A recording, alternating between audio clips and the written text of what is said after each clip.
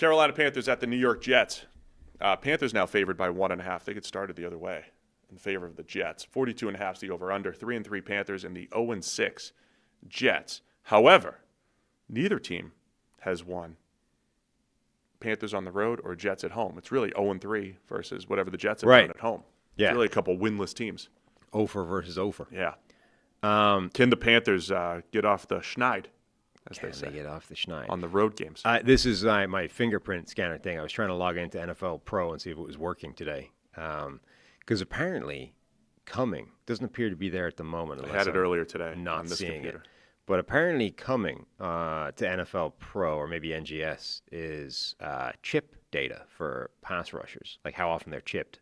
Oh, nice. Yeah. Using the chips in the shoulder pads. Yeah. For chip data. How often they're chipped using the chip data. But, That's good. It's not there at the moment anyway. Yeah, they've got I've got their pressure numbers up here.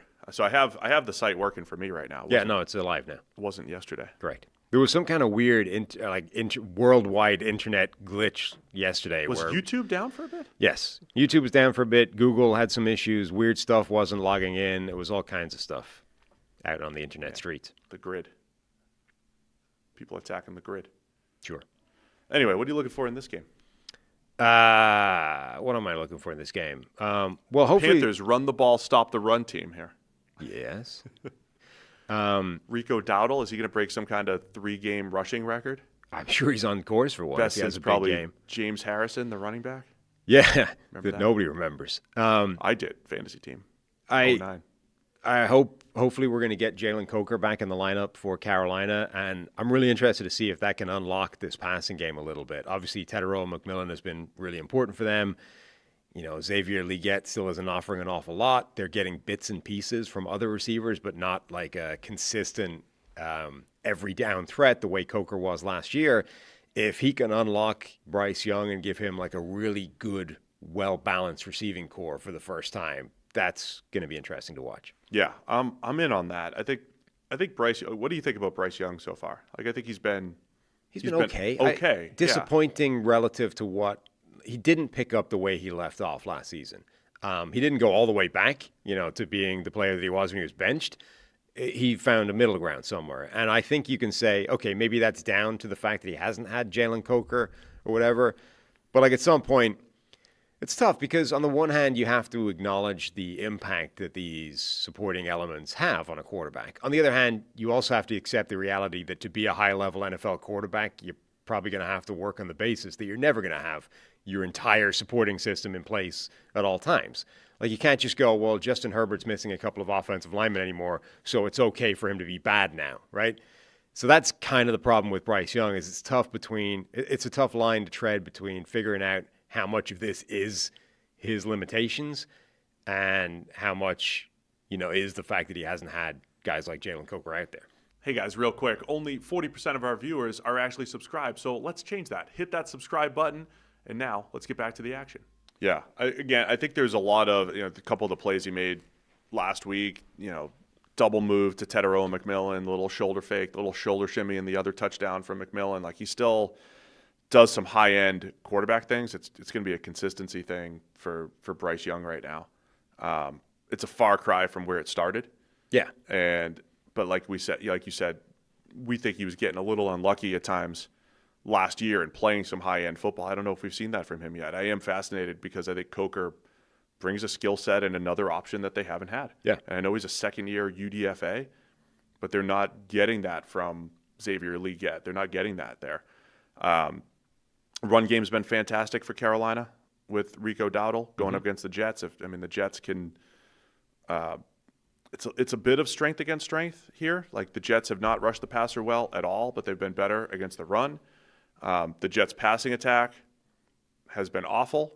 Yeah. And their pass protection was awful So, last week against the Broncos, but the Panthers still have one of the worst pass rushes in the NFL. So it's like pillow fights on both sides. It's like strength against strength and weakness against weakness on both sides of the ball here. This is a total polar opposite, though, of the type of defense that the Jets faced a week ago in Denver. Denver's pass rush is dominant. Their coverage is dominant. And Justin Fields, for whatever you think of Justin Fields, I think he's a quarterback where, faced with a certain specific set of surrounding circumstances will make it significantly worse, right? There's a reason that he has multiple games in his career, even before last week, where he has as many sacks as completions, right? Because if you can get a lot of pass rush and pressure and you have tight coverage on the back end, well, Fields doesn't like putting the ball in the air unless the guy's wide open anyway, and he has a tendency to try and bail from pressure and make things happen on his own. If you're able to do both those things well, he's going to have a game like he had, where he just basically implodes and takes a bunch of sacks that he shouldn't and never passes the ball in any kind of productive manner. Carolina can't do that. They don't have as good a coverage on the back end. They don't have the kind of pressure that Denver can get. They certainly can't get it in as many different ways at the same time. And Fields has been very boom or bust this year. He's either been quite productive or he's had games like he had last week, even if that was an extreme version. He's coming off a game where everyone's calling for his job and writing him off, and Aaron Glenn is having to answer all these questions about his starting job. I kind of feel like this is a sneaky bounce back spot for him. And a pivotal game for the Panthers on the other side, because they're 3-3. They have the Bills and Packers over the next couple weeks.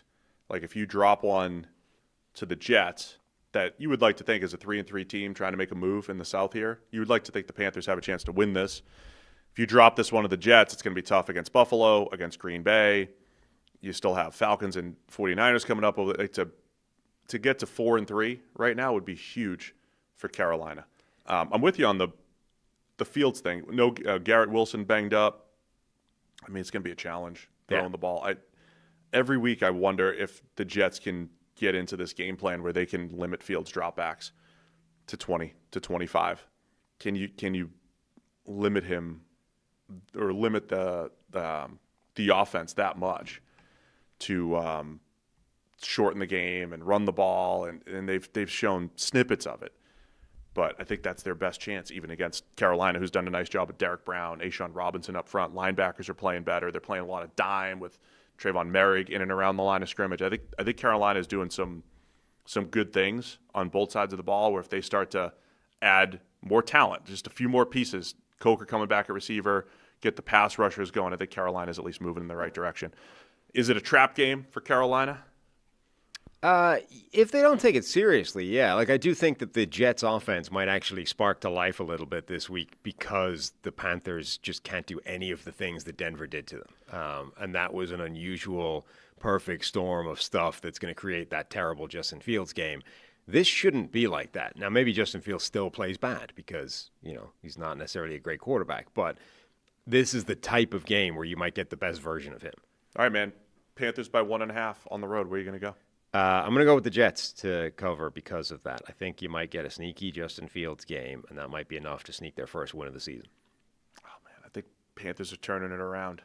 I'll take the Panthers, as will Harry. I also just don't think that the Jets should have been as bad as they've been this season. Like, I'm still clinging to this prior that they should be feistier than that, and there's too much talent in this team to just outright suck for the entire season. No, it's fair. They should be better. Thanks for watching all the way to the end of the video.